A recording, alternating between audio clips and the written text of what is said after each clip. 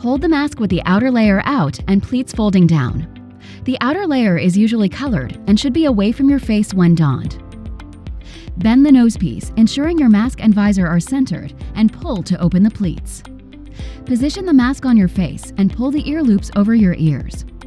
Slide your fingers under the bottom of the visor and press the nose piece along the nose and cheekbones to ensure a secure fit.